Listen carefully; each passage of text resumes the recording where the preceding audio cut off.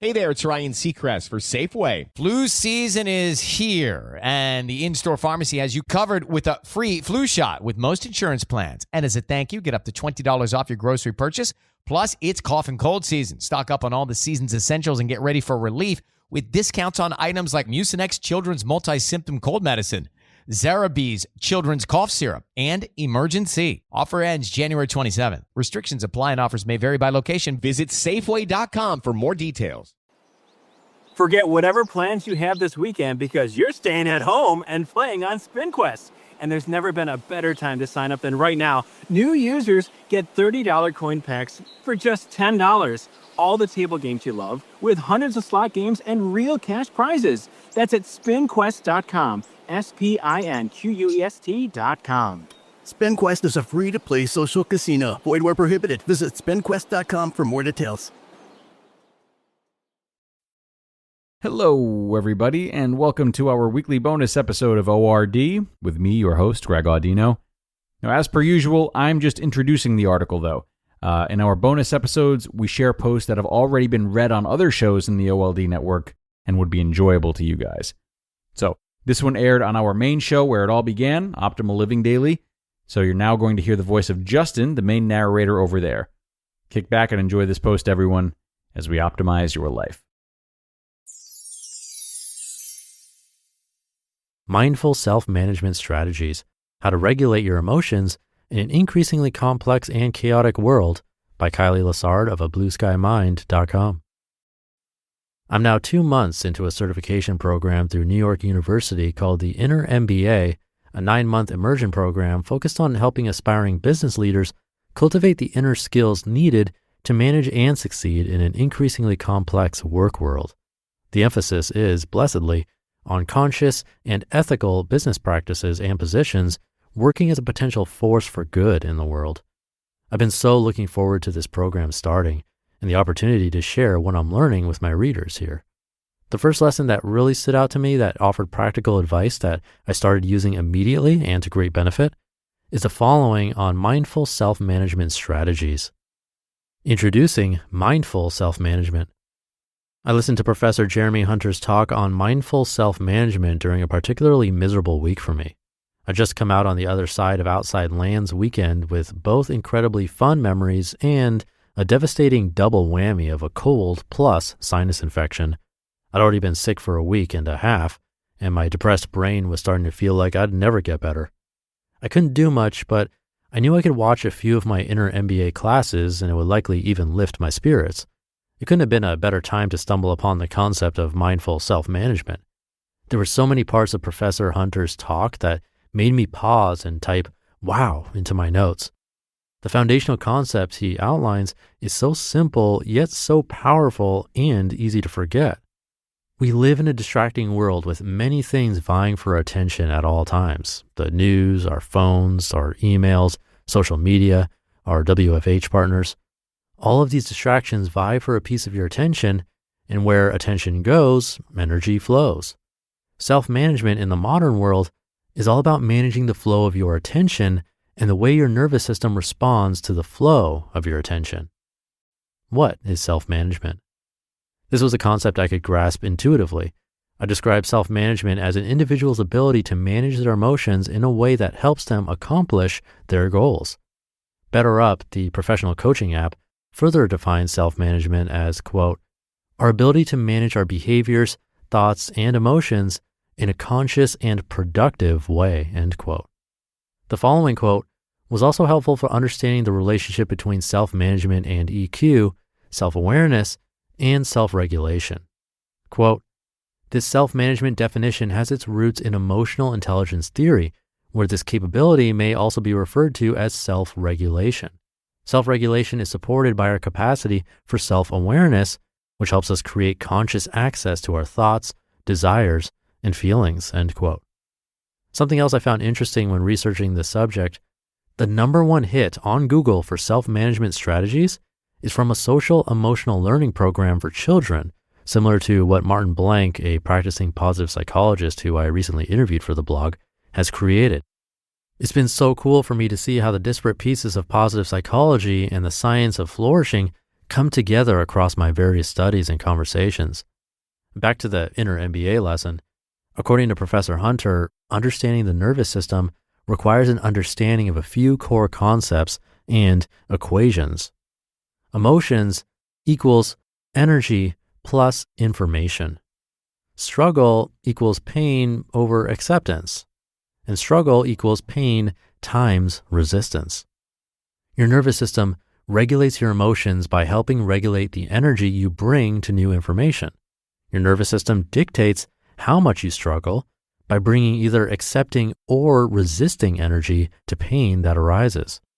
Information and pain are often outside of our control, or inputs we're forced to deal with in an increasingly complex and fast-paced world. Those who are best equipped to meet the challenges of the modern world must rely on sophisticated nervous system management to regulate their emotions and mitigate the constant sources of pain and struggle. One example Professor Hunter brought up that resonated with me, and likely many others, is how we see the struggle equation play out in the last 1.5 years of COVID. So many people find themselves asking, when will this be over? This can be seen as a form of resistance to the pain of living in a prolonged pandemic state, which amplifies your own perception of struggle in the situation. A better question is to be asking, how can I make the most of the current situation, which is out of my control to change? For some of us, the right answer to that question is to move to Hawaii. Nervous system energy zones.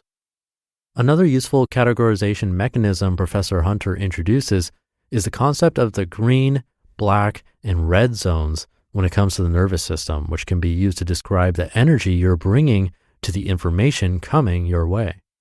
Green zone, flourishing, characterized by sleeping well, feeling energized, relaxed, confident, open, humorous, patient, safe, spacious, engaged. Black zone, shut down, characterized by avoidance, giving up, depression, sadness, poor digestion. Red zone, chaos, characterized by worry, panic, blame, impatience, impulsiveness, short term. In one of my lessons, the professor asks us to track how often we find ourselves in each zone in our daily lives. A typical day for me, especially as it gets darker earlier, looks like this. Wake up in green zone, blip into red zone during work, back to green, dip into black zone after work, back to green for bed. Try doing it for yourself to grow your own self-awareness. Living more of our lives in the green zone helps us to mobilize more sophisticated responses to the complexity of the world, while living more of our lives in the black or red zones is energetically costly and will cause all kinds of mental and physical wear and tear, including making you look and feel much older than you actually are. Yikes. Self-management strategies. So, how do we go about spending more time in the green zone? The answer seems to lie in greater self-knowledge in the mind and more breath in the body. Number 1, meditation. Professor Hunter shared that the Tibetan word for meditation means to familiarize, which blew my mind with its resonance for my personal experience. Meditating allows me to slow down and look inward to such a degree that every time I do it, I become more familiar with myself, my thoughts, fears, emotions, goals. If I'm able to clear my mind and sink deep enough into a meditative state, the thoughts that bubble up past the calm are usually the ones I most need to pay attention to and work through. Number 2, cold showers.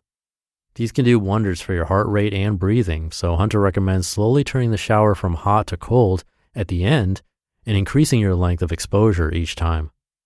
Number 3, heal your past traumas.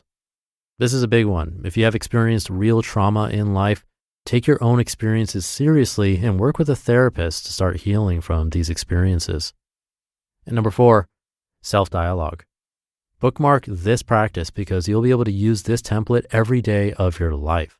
When faced with a negative emotion, work through the following. Acknowledge what you're experiencing inside, accept your inner experience, and redirect attention to what nourishes you. Mindful self-management in everyday life. I used the self-dialogue strategy liberally while sick, and I could feel it helping lessen my resistance to the situation, which in turn decreased my suffering.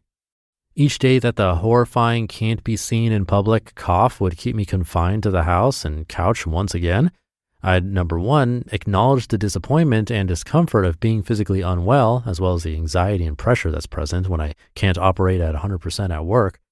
Number two, accept these inner experiences, silently whispering, "You make sense, you belong," to each feeling. And number three, redirect attention by making cup after cup of honey lemon tea, keeping up my daily meditations, and binge watching Nancy Drew on HBO, i.e. What Nourishes Me. You could do this too. Whether in the middle of the workday or in a conversation with your best friend or partner, the opportunity for mindful self-management shows up in all that we do. If done correctly, we'll stay in the green zone longer and more often and continue to meet challenges that arise with grace and calm. You just listened to the post titled Mindful Self-Management Strategies, How to Regulate Your Emotions in an Increasingly Complex and Chaotic World by Kylee Lessard of ablueskymind.com. The new year means new health goals, not just for your body, but for your finances too. But did you know financial health is directly related to identity protection? You need LifeLock because your personal info is in endless places that are outside of your control. It only takes one mistake, and not even your mistake, to expose you to identity theft and lost funds. LifeLock monitors hundreds of millions of data points per second and alerts you to threats you could miss on your own. If your identity is stolen, LifeLock's US-based restoration specialist will fix it, backed by the $1 Million Protection Package. In fact, restoration is guaranteed or your subscription money back. Don't face drained accounts, fraudulent loans, or other financial losses from identity theft alone. Resolve to make identity, health, and wealth part of your New Year's goals with LifeLock. Visit LifeLock.com/iHeart and save up to 40% your first year. That's 40% off at LifeLock.com/iHeart. Terms apply.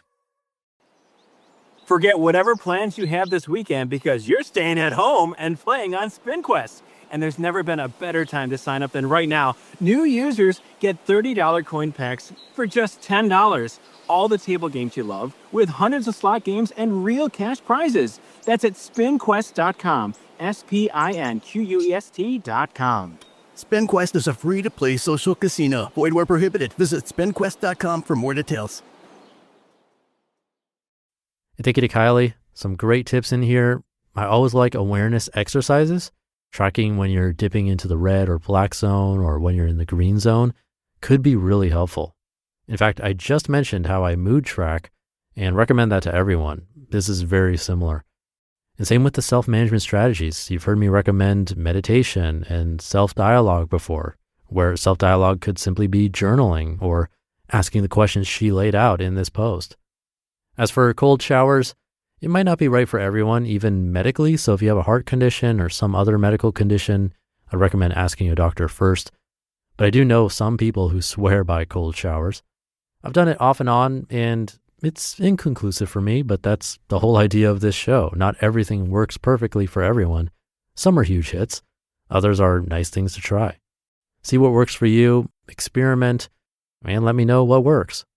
And thank you for listening and being here. Have a great rest of your day, and I'll see you tomorrow, where your optimal life awaits.